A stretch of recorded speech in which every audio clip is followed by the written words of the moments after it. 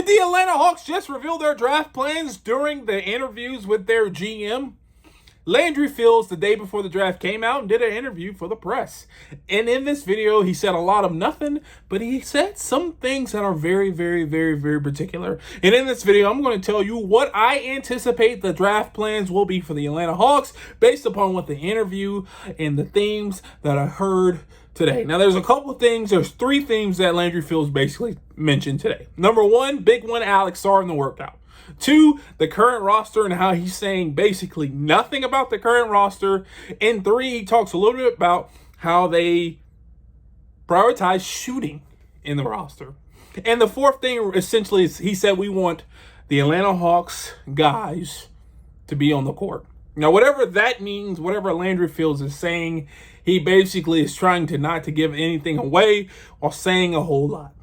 Now, number one, let's address the Alex Sarr thing.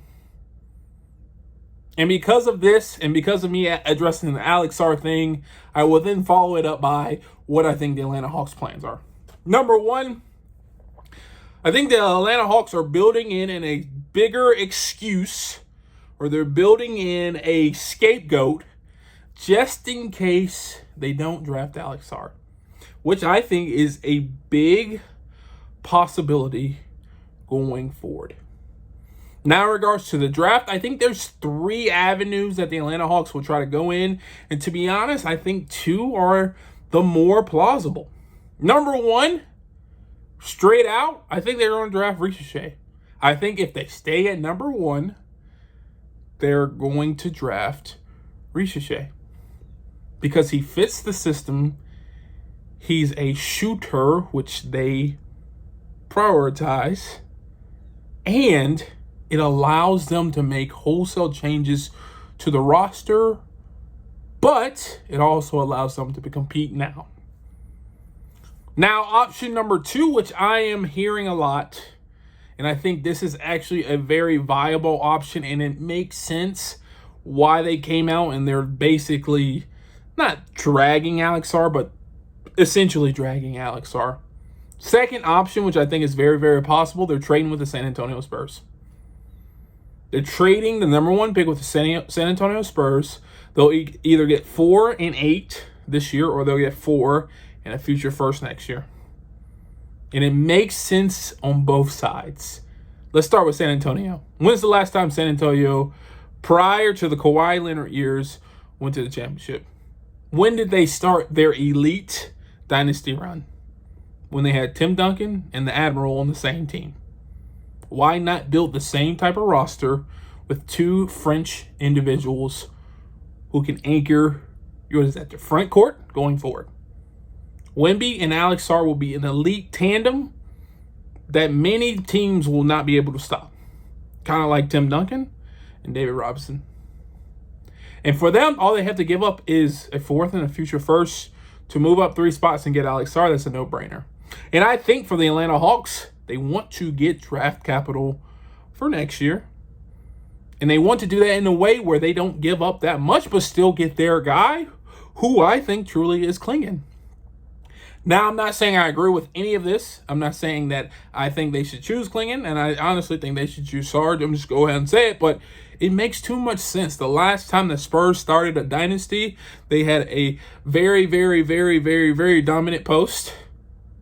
David Robinson, Wembanyama. They paired him with what?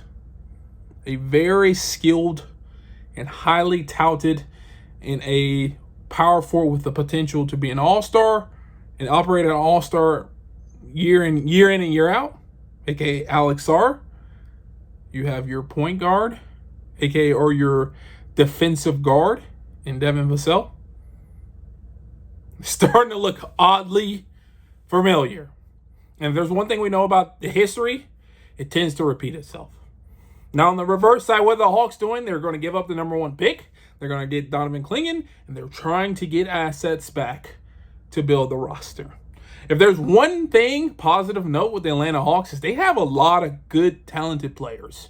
And for them to plug and play, I think Clingan fits their system, so to speak. They can trade Capella, gain a first, get a first from the Spurs trade, and then go from there. And I think that's a very, very, very viable option. And I think it may happen because Landry Fields is coming out and say, we're staying put at number one. Hogwash.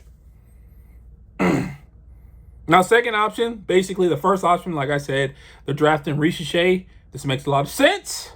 And this allows them to not only trade DeJounte Murray or Trae Young, but also allows them to trade DeAndre Hunter.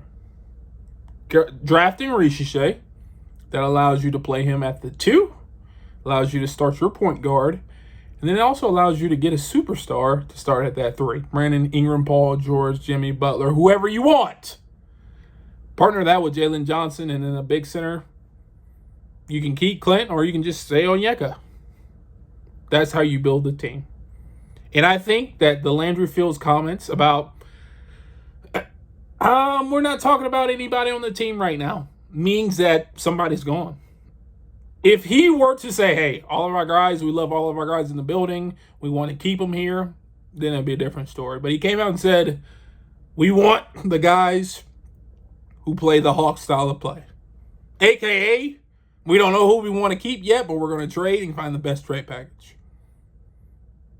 Now, for those who out there saying we're going to draft Alex Sarr, I really wish that would happen. But if there's one thing you know about the Atlanta Hawks or the Atlanta Falcons or the Atlanta Dream, they don't draft who you want them to draft. They go on the deep path. And to be honest, the last pretty decent draft that they had is the time they traded up to draft Julio Jones. That's pretty much the only home run of a draft picks that they've had in the last 20 years, to be honest. And so, and Matt Ryan, forget about that, but he goes on the radar and people hated him. So, recapping. Landry Fields essentially said they value shooting. That points me to Richiche.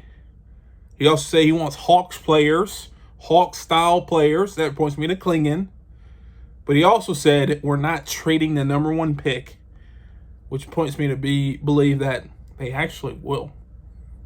And because of all this, I think the most plausible option is for the Atlanta Hawks to move down, select a guy that they love, Donovan Clingan, or apparently love, or whatever, get a future first, trade some players on the team, get some additional future first, and then build a roster there. Now, if you agree or disagree with me, please leave a comment down below. Let me know. And if you want to see more videos like this, check this one out right here. And like always, peace.